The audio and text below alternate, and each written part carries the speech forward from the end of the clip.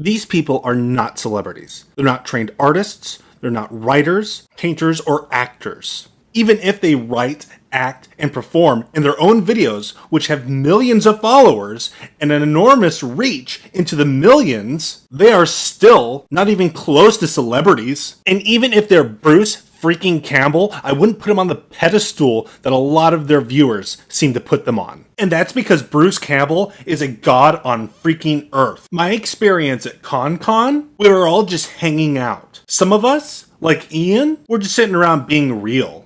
But some of them, as I later heard from hearsay and unconfirmed reports, thought of themselves as celebrities and full of themselves. Now, I want to be factual in this video, but I also want to throw out some unconfirmed accusations as I defend myself against unconfirmed accusations.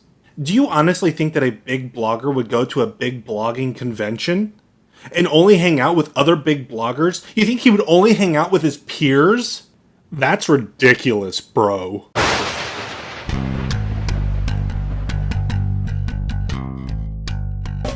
For those of you who don't know what a convention is or a conference, I'll explain. A convention is a scene of meeting, is a gathering of individuals who meet at an arranged place and time in order to discuss and exchange in some common interest. The common interests in conventions are based upon industry, profession, and fandom. Trade conventions are typically focused on our particular industry or industry segment and feature keynote speakers, vendors, displays, and other information and activities of interest to the event organizers and audiences. Professional conferences are focused on issues of concern to the profession and advancements in the profession. Such conventions are genuinely organized by societies or communities dedicated to the promotion of the topic of interest. Fan conventions usually feature displays, shows, sales based on pop culture and guest celebrities. Science fiction conventions traditionally partake in the nature of both professional conventions and fan conventions, with a balance varying from one to the other.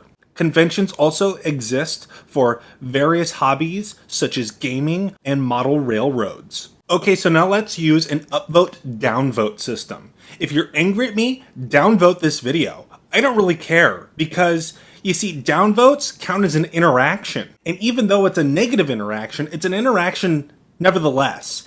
And downvotes actually help in the promotion of this video just as much as upvotes. So go ahead, downvote this video. But if you end up coming around to my way of beliefs, then upvote the video. Now I'm going to start with how I originally got to ConCon. You see, I arrived in an airplane. An airplane, or some refer to as an aeroplane, or just normally a plane, is a powered fixed-wing aircraft that is propelled forward by the thrust of a jet engine or propeller. Airplanes come in various shapes, sizes, and wing configurations, but the one I took was a commercial air flight. This is very important, and I will discuss it later on in the video. From the airport, I tried to call an Uber, but my app wasn't working because I hadn't paid my phone bill. So I began to walk to the hotel that I paid for. Walking is also known as ambulation. Once I arrived at the hotel, I proceeded to get my key and walk up to my room. Once I was in my room, I was rather tired from my flight on the aeroplane.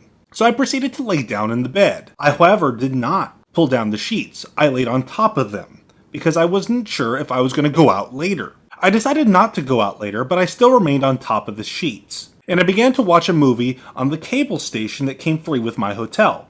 I don't remember what the movie was called, but it starred Dennis Quaid and an alien. And it was a story about how they fell in love as a gay couple and raised a child on an alien planet. When Dennis Quaid's lover died, he put the child up for adoption, but later came back to the planet to get his child back. After that, I went to sleep, this time under the covers. I proceeded to have the weirdest dream of me constantly urinating, uncontrollably.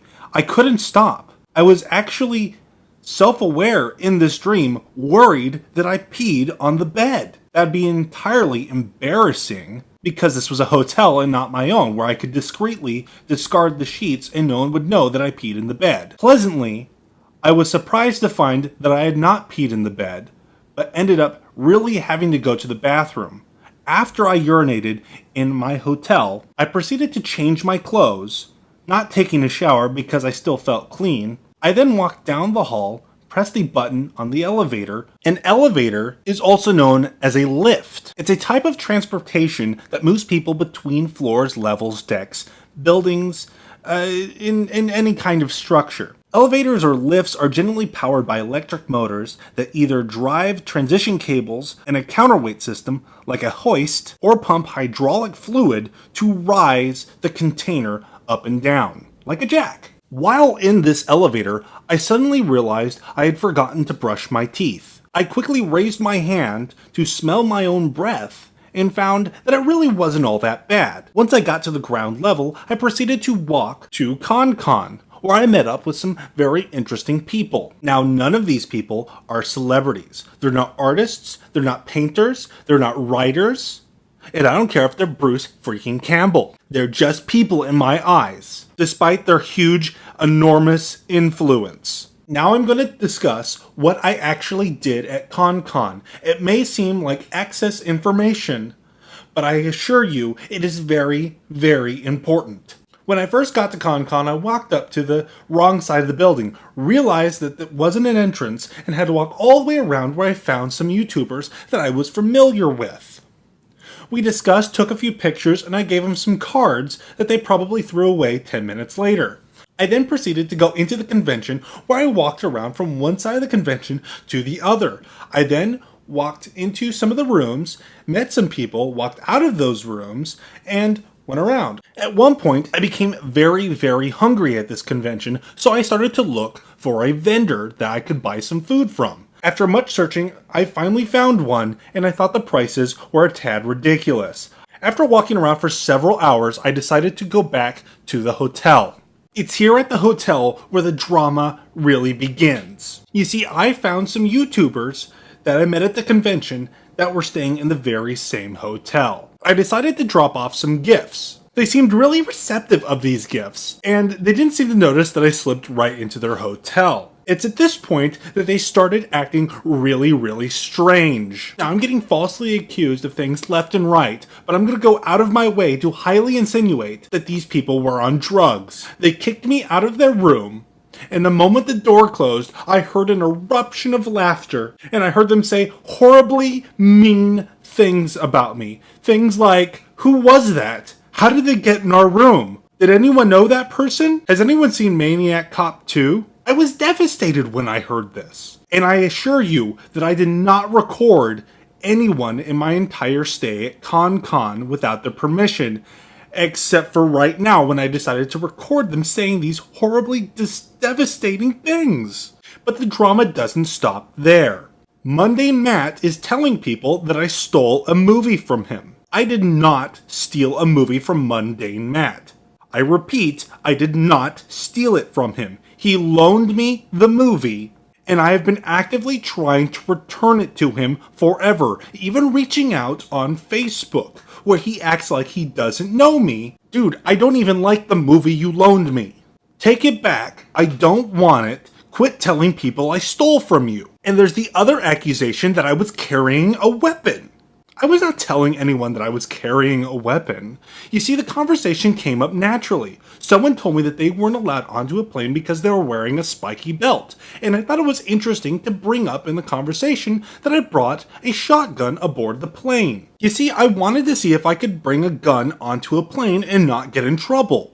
The gun I brought aboard was a 12-gauge double-barreled Remington, S-Mart's top of the line. You can find it in the sporting goods department, and that sweet baby was made in Grand Rapids, Michigan. Retails for about $109.95. It's got a walnut stock cobalt blue steel and a hair trigger. That's right, shop smart, shop S-Smart. And for some reason, the idea that I had a weapon on me really bothered this person. I can't imagine why. I am ashamed that these people are acting more mature as I lash out and make a scene out of this. Lastly, I just want to thank everyone who made those first few days in San Francisco really nice. It was so wonderful that we got to have fun and talk, and I could follow you, and it wasn't weird at all. It's people like you that keep me from killing myself every night. I love you and I cherish you so much. And if anyone thinks that this is somehow manipulation, well, you're just stupid and wrong, and I'm proud of everything that just happened. This is the truth, and I don't care if you disagree. I know what happened. My one perspective trumps the testimonies of 5 other people. Thank you for watching my video all the way through. And they became a gay couple and they became